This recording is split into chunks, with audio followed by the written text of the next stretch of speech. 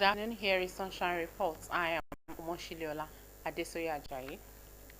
Ondo State Governor Lucky Aiyedatiwa has emphasized the importance of energy security in driving sustainable development in the state and Nigeria at large. Speaking at the 44th Nigerian Association of Petroleum Explorationists NAPE conference in Lagos, he advocated for a swift towards an energy mix that incorporates renewable energy sources. Government House correspondent for Bankole has details of the event. The 43rd Annual International Conference and Exhibition of the Nigerian Association of Petroleum Explorationists, NAPE, convened at Eko Hotels and Towers, drawing top government officials, including Ondo State Governor Lucky Aiyedatiwa, alongside industry experts, academics, and innovators.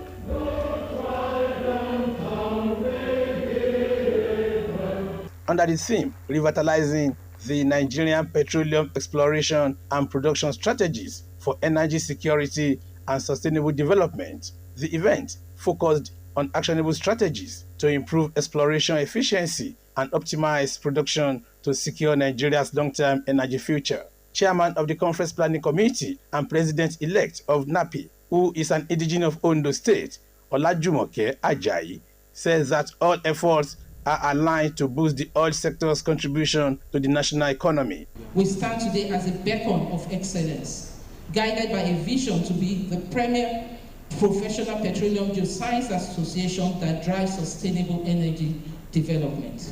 Outgoing NAPE President John Bosco Uche highlighted the conference goal of advancing oil exploration, underscoring the critical role of data-driven innovation and ICT in meeting industry targets. Equally important is the need to embrace technology and digital transformation. Artificial intelligence, machine learning, advanced subsurface analytics to enhance exploration efficiency, reduce risk, and accelerate reserve replacements. Several speakers expressed goodwill, commending the association for its efforts to strengthen the energy sector and boost Nigeria's economic growth. Special Advisor to President Bola Tinubu on Energy, Oluvahejin, noted that the ongoing reforms by the Tinubu administration are deliberate efforts to reshape the oil industry for enhanced production and improved energy security. Since 2023, under President Tinubu's leadership, Nigeria has worked to restore that clarity. We're in a very dynamic energy landscape, with exciting developments emerging regularly across the world from our neighbors in Ghana and Senegal, who have joined the oil-producing ranks, to Namibia on the other side of the continent, to Angola and its LNG ambitions. Minister of State for Petroleum Resources, Oil, Heineken Lopobiri, called for continued commitment from all stakeholders to advance this sector. If you don't do exploration, there will be no discoveries. But if you look at the statistics in Nigeria, we have barely scratched the surface. Most of the exploration was done in the Niger Delta. That goes to tell you the unexplored areas that NAPE has got a job to do. Governor Lucky Aiyedatiwa stressed the urgent need for the industry to transit to an energy mix that includes renewable sources. The governor stressed the importance of proactive measures to reduce Nigeria's reliance on foreign refined oil and lower domestic fuel prices. The state government is one of the states at the forefront of energy security and sustainability in Nigeria. Our dear Sunshine State is recognized as the 5th largest producer of hydrocarbon in Nigeria, contributing about 60,000 barrels per day of crude oil. Ondo State is also home to the largest deposit of the yet-to-be explored bitumen in Nigeria, the 2nd largest in the world. So we are waiting for you. Maybe NAPE will be involved in this as well. And investors, it is there. Bitumen in Agbabu, the Southern Senatorial District of Ondo State. He pledged his administration's full support for oil and gas exploration and development in Ondo State, ensuring that host communities are active partners with operating companies. Governor Aiyedatiwa commended the association for its role in uniting professional explorationists and geoscientists who continue to discover vital oil and gas resources for Nigeria's energy security and sustainable development. From Lagos, Wahab Bankole, Osrc News. Following the recent facelifts at the Adegbola Primary Health Center in Akure, residents have commended Governor Loke Aiyedatiwa for the initiative. Visiting the facility, the councillor representing Ward 11 Akure South, Wisin Oyemi, expressed amazement at the level of development, describing it as more than a renovation. Omorion Language has details. Notable changes can be observed at the Adegbola Primary Health Center, beginning from the entrance of the facility. Patients in the waiting room are now free from dust, as the entire area has been tiled and premises floored. They carved this place out as a consulting room. So this is number 2 consulting room now. Okay. Are you people expecting any equipment? Yes, we are expecting furniture and the examination couch. Examination couch. Yes, there is no problem. Demarcations have been made to create more consultation rooms and to separate the male and female wards, providing privacy with dedicated toilets attached to each. And this solar is like 8 kVA. I'm seeing that. The solar power system has also been upgraded to ensure 24-hour electricity supply at the facility. The outpatient building was not left out of the renovation, as additional toilets were introduced and improved from the initial 2 that served both staff and patients. Ordinary toilets, no bathroom, so one hour renovated. Each of the toilets now has bathroom, so we have 4. A major highlight is the newly constructed twin self-contained staff quarters with essential facilities for convenience, including a kitchen. Officer in charge of the facility, Helen Oguniyi, expressed joy, noting that there was previously no security post, but one has now been provided. It will encourage us to work effectively, because at least after working, you have a place where you can rest. So it will really encourage us, boost our morale, help us in discharging our duties. This place is like home away from home now, so my people are very happy.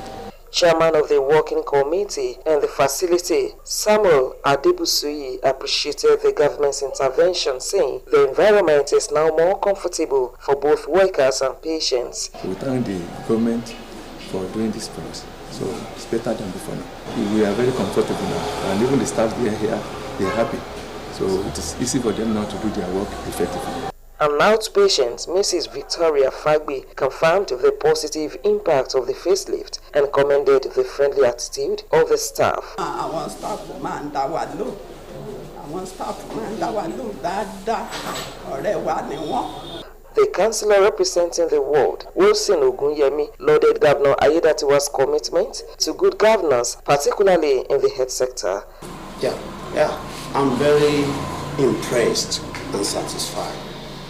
Firstly, I want to tell you that these are part of the good work of Mr. Governor to ensure the dividends of democracy extend to the grassroots via the primary health center.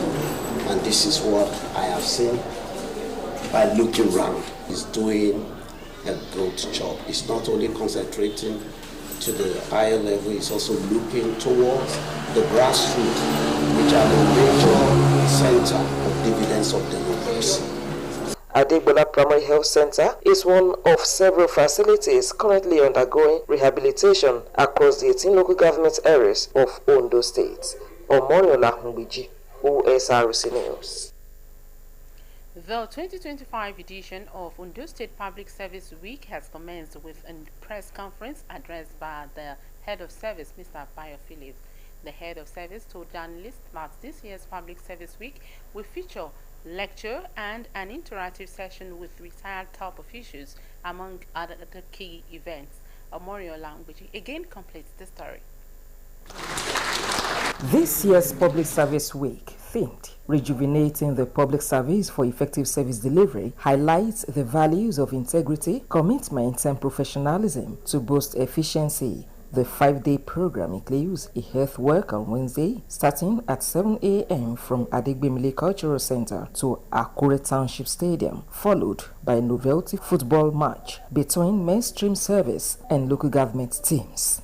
On Thursday, a public service lecture centered on the theme would take place, along with an interactive session featuring retired heads of service and permanent secretaries to discuss ways to improve service delivery. Public Service Week. It goes beyond the shores of Nigeria.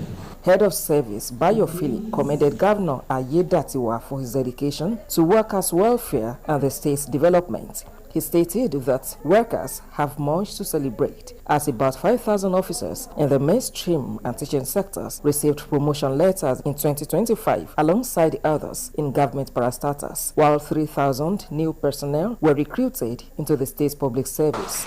We have steady deployment of areas of gratuity, right? At the state level, we built up to 2017. Then local governments up to 2014.